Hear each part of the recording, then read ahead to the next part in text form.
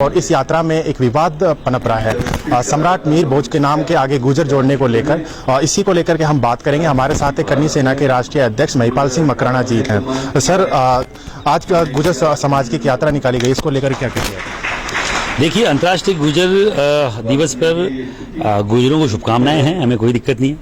हर एक जाति बिरादरी का दिवस मनाया जाता है। राजपूत समाज भी अपना दिवस मनाता है, जाट समाज भी मनाता है, गुजर भी मनाए।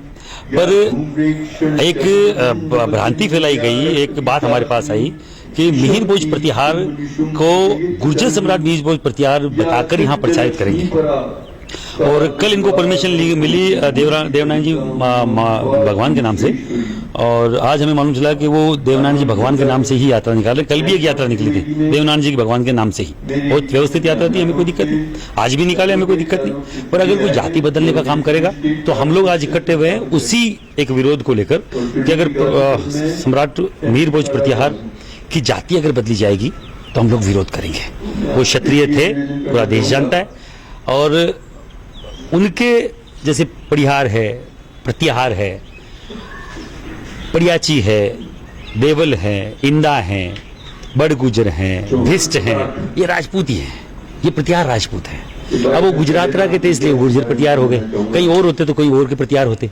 प्रतिहार भगवान लक्ष्मण के वंशज प्रतिहार कहलाते हैं, क्योंकि 14 साल भगवान श्री राम के साथ प्रतिहार की भूमिका, एक सेवक की भूमिका, एक रक्षक की भूमिका लक्ष्मण जी ने निभाई। तो उनको, उनके जो वंशज थे वो प्रतिहार राजपूत, प्रतिहार क्षत्रिय कहलाए। और उन्हीं की ये जो उपजातियां मैं बता रहा हूँ, भ्रष्ट वगैरह, बड़गुजर वगैरह, उन्हीं की गोत्र की जातियां हैं। तो मैं केवल बोलना चाह रहा हूँ, राजपूत को गुजर बताना कहीं से सही नहीं है। और ये एक षड्यंत्र के तहत किया जा रहा है। ये पहले नहीं था, 2, 5, 7 साल पहले नहीं था। और राजस्थान में तो बिल्कुल नहीं था। राजस्थान के तो आम गुजर को मालूम भी नहीं है। अभी उनको अब उकसाया जा रहा है, जबकि हमारे यहाँ सिनेरियो अलग है। राजपूत और गुजर बड़ा सामंजस्य स्थापित रख के आसपास के एरियो में रहते हैं, वो प्रेम भाव से रहते हैं। कोई ऐसा हमारे आपस में कोई भेदभाव नहीं है, कोई मनभेद नहीं है। पर एक षड्यंत्र जो किया जा रहा है उसके खिलाफ हम लोग आज इकट्ठे हुए हैं। राजपूत एकता दिवस हम लोगों ने मनाया है।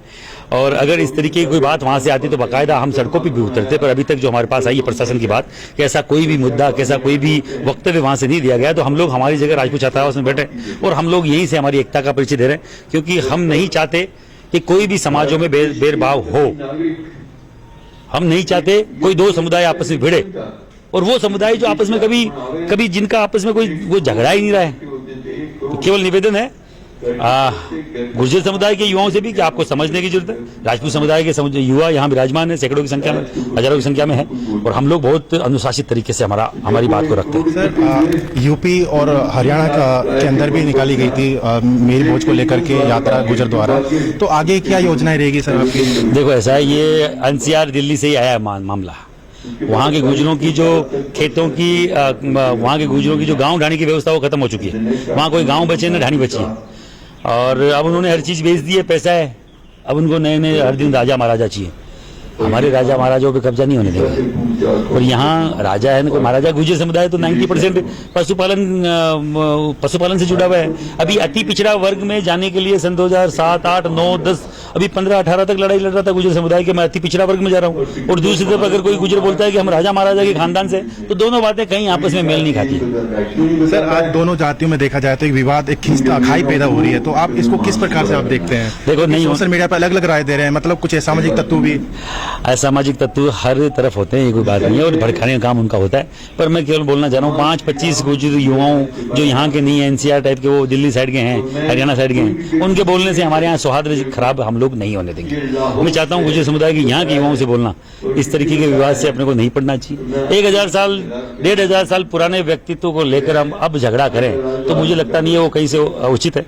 ऐतिहासिक पुरुष सभी जाति बिरादरी के होते हैं। मैं पृथ्वीराज चौहान की 34वीं पीढ़ी से हूँ, और कभी हमने क्षत्रिय सम्राट पृथ्वीराज चौहान नहीं बोला, हमने बोला अंतिम हिंदू सम्राट पृथ्वीराज चौहान। हम हमेशा अजमेर की धरती पर करनी सेना रैली निकालती आई पृथ्वीराज चौहान की। हमने कभी उनको क्षत्रिय सम्राट नहीं बताया। पर केवल लोगों को लड़ाने के लिए कि गुर्जर लगाओ, कोई बोल रहा जाट लगाओ, कोई बोल रहा कुछ लगाओ, ये जाति सूचक शब्द लगाएंगे तो मैं फिर छाती ठोक के बोलूंगा वो क्षत्रिय थे।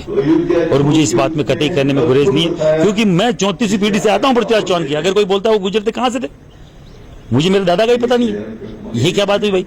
सीधी 34वीं पीढ़ी से, इधर उधर आए बाएं दाएं भी नहीं है। इसीलिए मैं आपके मंच ये चैनल के एक माध्यम छोटा सवाल सर, कोड़ी सिंह बेसला की बात आती है सर, वो एक सभी समुदायों को साथ लेकर के बात सामने आती है, उनको क्या कहेंगे सर? देखो, आज तक उनके रहते हुए किसी तरह की कोई बात नहीं। किरोड़ी जी बेसला जब पीलूपुरा में 72 गुजर मरे थे, एक ही समुदाय ने उनका साथ दिया था, वो है राजपूत समुदाय। हम उन गोलियों की बौछार में 2 गाड़ियों से गए थे, स्वर्गीय लोकेंद्र सिंह जी कालवी के साथ में खुद था। 2009 की बात है, ट्रैक पे हम लोग गए, वहां 35-40 लाशें थी उन गुजरों की जिन्होंने शहादत दी अपने समाज के लिए। वहां जाके हम ढांढस बजा के आए, वहां जाके हम ताकत दे के आए, वहां जाके हम समर्थन करके आए। आज पूछिए गुजर समुदाय से, कौन आपके साथ था उस टाइम उस लड़ाई में? राजपूत के था, कोई गुजरों का कभी समर्थन नहीं करता। इस तरीके का भेदभाव गुजरों को राजपूतों से नहीं करना चाहिए, और अगर कोई कर रहा है बहकाव में आके तो गलत कर रहा है। आपके साथ कोई और नहीं है, अकेला गुजर खड़ा है हर जगह। अगर कोई गंदे से गंदा मिलाता है गुजरों का तो राजपूत मिलाता है, कभी जरूरत पड़ती है तो राजपूत आगे आता है। तो इस तरीके का आप अगर मन भेद करोगे, इस तरीके का अगर आप विध्वंस करोगे, अगर इस तरीके का आप अगर भेदभाव डालने की कोशिश करोगे, कोई साथ नहीं आएगा।